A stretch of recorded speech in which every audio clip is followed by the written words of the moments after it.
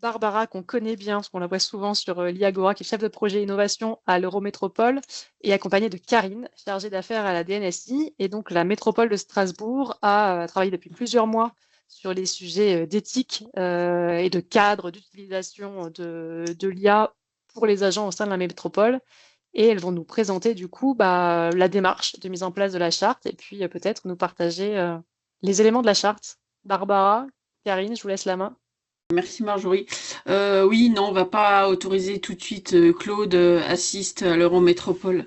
On va vous décrire quelques cas d'usage assez sympas et les quelques perles de non-respect de la confidentialité au travers des exemples là qu'on va vous donner. Donc, je vous présente ma collègue Karine Vogler qui est aussi connectée. Karine, tu es avec nous? Oui. Oui, je suis avec vous. Bonjour à tous. Et donc, là, on va être dans du pratico-pratique. Effectivement, on est loin de la Chine et des États-Unis. Voilà. Donc, on va vous faire une petite présentation. C'est sur finalement comment s'est déroulée cette construction. Merci Barbara. Donc moi je vais vous resituer un petit peu notre terrain de jeu, hein, donc pour pouvoir comprendre quelle a été la démarche et les tenants et les aboutissants. C'est effectivement en chiffres l'Eurométropole, Oui. donc c'est une communauté de communes qui est donc dont le centre est Strasbourg, évidemment, avec les communes avoisinantes qui ont été regroupées. Je te repasse la main, Oui, Karine. alors bon, je ne sais pas si ma caméra entre-temps est apparue ou pas, mais enfin bon voilà, je vais quand même vous le faire à l'oral le cas échéant. Donc oui, donc en fait, nous sommes une administration dite fusionnée entre une ville et une métropole, hein, et on couvre en total 33 communes et environ 340 km². On a un peu plus de 500 000 habitants, ce qui nous place en fait avec cette eurométropole, hein, ce qui nous place à peu près la moitié de la population de notre département, donc le Bas-Rhin en l'occurrence, et environ un quart de la population de l'Alsace. Donc voilà, donc quand même quelque chose, une administration et puis une structure qui est assez massive. Ce qu'on va retrouver aussi dans le nombre des agents, hein, il y en a 7500 qui sont répartis dans 28 directions, et notre direction du numérique à laquelle Barbara et moi on appartient, elle gère pas loin de 1000 applications informatiques. Donc voilà, donc on est sur un territoire, hein, qui est massif, avec derrière des ressources qui sont assez massives aussi pour pouvoir gérer ce territoire et puis surtout gérer, je dirais, la vie de l'usager, donc depuis sa naissance jusqu'à son décès, et à travers toutes les compétences classiques, hein, qu'on retrouve dans une ville ou une intercommunalité, l'état civil, l'action sociale, l'élection, participation à la vie culturelle. J'en passais des meilleurs, mais où je tirerais quand même en avant une marque un peu particulière. C'est une forte participation, une demande de faire participer le citoyen à la vie et aux décisions de la collectivité, et ce qui n'a pas été sans impact sur la mise en route de notre charte. Alors, justement, quelle est l'origine en fait de notre démarche, hein, donc démarche d'abord de rédaction et ensuite d'implémentation, hein, de cette charte. C'est une de nos élues qui était très sensible au sujet, en l'occurrence Caroline Zorn pour ne pas la citer, et qui a porté dès 2021 une délibération sur le numérique responsable.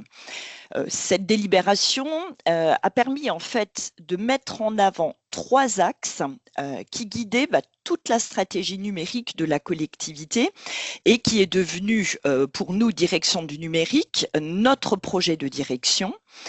Ces 3 axes se déclinent d'abord en sobriété numérique, en solidarité numérique et en liberté numérique.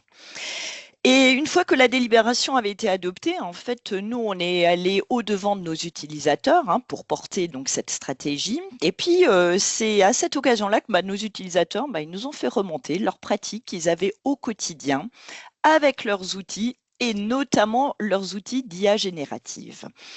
Puis ces pratiques, vous pouvez un peu vous l'imaginer, hein, c'était des pratiques à risque et des risques qu'ils n'identifiaient même pas forcément eux-mêmes. Alors on en a vu des vertes et des pas mûres, hein, donc depuis la sélection des stagiaires à partir des CV qui étaient injectés dans ChatGPT, ou alors les résumés aussi des fiches médicales des agents, hein, qui étaient injectés également sur des outils similaires. Enfin voilà, donc on a rapidement vu qu'il était absolument nécessaire d'avoir un cadre éthique qui prolonge, je dirais, notre stratégie numérique responsable et qui porte spécifiquement sur l'IA. Et c'est comme ça que tout ça a été lancé. Et du coup, on a impulsé l'élaboration de la charte dédiée à l'intelligence artificielle, effectivement avec les campagnes de sensibilisation ou d'acculturation à l'IA qu'on avait dans les services et les différents métiers, parce que au travers des 1000 applications, il faut aussi voir que c'est énormément de métiers divers qui sont dans une collectivité. Et assez vite, les gens nous ont dit, oui, mais moi, je savais pas que mettre toutes ces infos ou toutes des informations même sensibles sur la gestion de l'eau dans le chat GPT, c'était pas forcément une bonne idée. Donc là, on s'est rendu compte qu'effectivement, autant on peut comprendre, enfin les gens vont vite comprendre que mettre effectivement le plan d'alimentation des zones sensibles de l'eau sur Facebook ou sur Instagram, c'est pas l'idée du siècle. Autant sur ChatGPT ou d'autres IA, eux, ils voyaient pas le problème. Donc par rapport à ça, on avait donc notre élu qui était déjà très sensibilisé à ce genre de problème de cadrage. Donc on a élaboré une charte. Et cette charte, en fait, on a clairement mis beaucoup de personnes à contribution. Donc on a évidemment commencé à écrire le socle au niveau de l'opérationnel, donc au service innovation dont on fait partie. On a une autre DGA, on a inclus les DPO qui sont nos garants et nos spécialistes. Moi je les appelle les NCIS du RGPD, et évidemment les juristes. Et quand on avait une première version du document, on l'a soumis à notre conseil citoyen. On a un conseil citoyen, c'est une particularité aussi locale, qui se réunit une fois par mois le samedi matin. Et c'est des citoyens qui sont représentatifs des citoyens de l'Eurométropole. Et donc, ils sont intéressés. On leur a fait une petite sensibilisation à l'IA pour qu'ils comprennent, puis ils puissent se documenter. Donc certains, on avait 2 profils informatiques, donc voilà, ils en ont pas mal discuté entre eux, et ils ont pu valider et orienter aussi les aspects importants de la charte. Et évidemment, on a eu le circuit politique, donc les élus et le cabinet. Ça a mis à peu près 6 mois entre le début de la rédaction, les différentes concertations et le passage en délibération. Je dirais c'est le passage en délibération qui a peut-être mis le plus de temps, parce que étonnamment, enfin, la charte c'est quelque chose d'évident et on n'a pas eu besoin de solliciter les gens avec insistance. Assez vite, tout le monde a compris que c'était un sujet qui était un élément certainement fondateur de notre stratégie A. Donc, on n'a pas eu là, ça s'est passé assez vite à l'échelle des collectivités. Et donc, en termes de livrables, on a travaillé sur une charte à passer en délibération, qui est donc l'élément qui affirme les différentes pistes, enfin les différentes convictions de l'Eurométropole, tant vers les citoyens que vers les agents, et sur la façon en fait de travailler.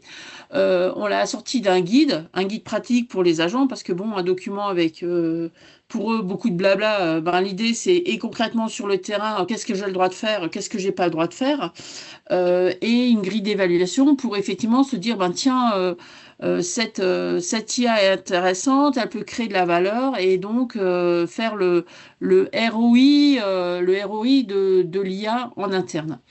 Euh, Il y a Évidemment, une on a... question, pardon Oui, Barbara, il y a une question intéressante de Ludan, Ludan, tu veux poser ta question? Oui, merci pour la charte que j'ai lue hein, hier. En fait, le point de départ, c'est un point de départ que beaucoup de monde a. Hein. On parle d'éléments de sécurité, de bon usage, faites attention à ci, faites attention à ça, que tout le monde a. Mais assez souvent, la manière de le régler, c'est plutôt effectivement des règles de sécurité, des chartes de bon usage, mais on n'y retrouve généralement pas d'engagement de la part, disons, de l'entreprise ou de la collectivité locale, parce que souvent c'est très engageant et assez plus compliqué à mettre en œuvre en fait. Hein, c'est pas juste des contraintes qu'on met sur l'utilisateur final. Comment vous dans le document, hein, il y a les deux. Comment vous allez switcher un petit peu de l'un à l'autre en fait pour aussi dire ben, finalement aussi l'Eurométropole s'engage à faire ci, à ne pas faire ça, etc., etc. Alors en fait, c'est sur la genèse de la rédaction, ce qui était drôle, c'est qu'au début, c'était pas quelqu'un de technique qui a rédigé tous les engagements. Et donc, il a mis des engagements qui étaient vraiment très, très, très poussés, vraiment éthiques au maximum. Et après, on a eu une deuxième lecture en disant, mais ça, on peut pas le garantir, ça, on peut pas le garantir. Et donc, on a nettoyé, entre guillemets, les engagements. Après, il y a des engagements qui nécessitent pas de contraintes techniques, hein, clairement de dire ben, un agent qui refuse d'utiliser l'IA, on peut en discuter, mais il est tout à fait dans son droit de ne pas l'utiliser en fait. Et on préconise effectivement aussi aux agents de dire quand vous utilisez l'IA, il faut que vous sachiez comment expliquer en fait votre démarche, comment vous avez fait pour arriver à ce résultat.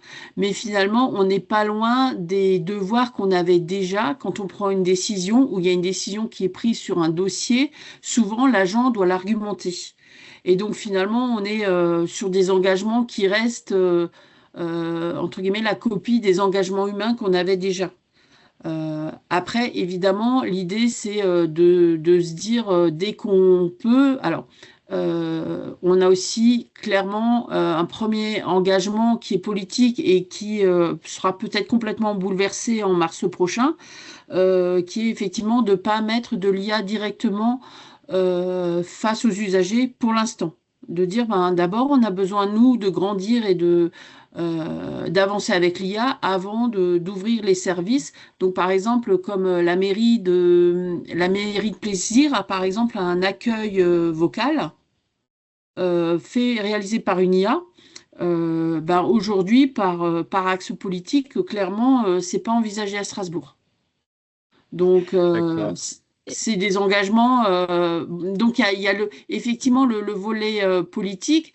Et dans la charte, ben, si effectivement vous l'avez lu, il y a toute la description aussi de la comitologie et de la possibilité effectivement de faire évoluer la charte. Donc, la charte, elle n'est pas parfaite. Elle a été rédigée en une version voilà, qui est l'état dans lequel elle est. Et vu l'évolution et toutes les solutions qui arrivent ben, chaque semaine, enfin chaque mois avec Iagora, on se reprend une petite claque d'innovation en disant waouh, on en est déjà là.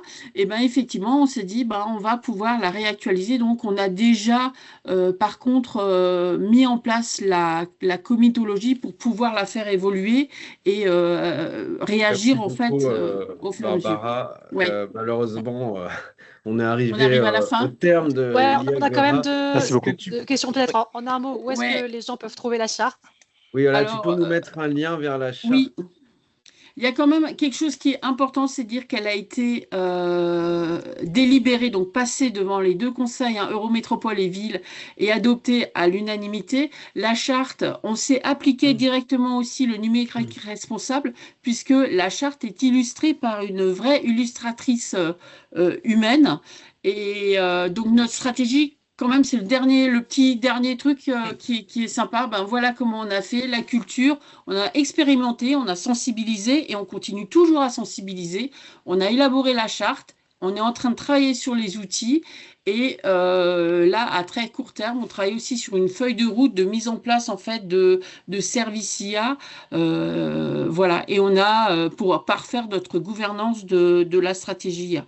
En tout cas, et je tiens à remercier les gens qui ont participé au DIMS, parce que la charte nous a aussi permis, enfin le travail sur la charte a permis aussi de dire qu'il serait intéressant de faire un permis IA pour que les agents finalement aient aient le niveau de base pour pouvoir bien utiliser ces outils. Parce que finalement, l'IA, c'est surtout dangereux, c'est un peu comme une voiture, hein, c'est que si on la conduit mal, ça peut être dangereux. Voilà. Merci Barbara, si tu peux mettre ton adresse dans le chat parce que certains veulent te contacter. Ouais. Et oui, quel succès, Et Barbara. bravo pour votre démarche, pour connaître un petit peu ce monde. Effectivement, vous êtes parmi les précurseurs sur ce sujet. Et on se retrouve dans un mois, le 4 mars. Et cette fois-ci, normalement, avec Yann.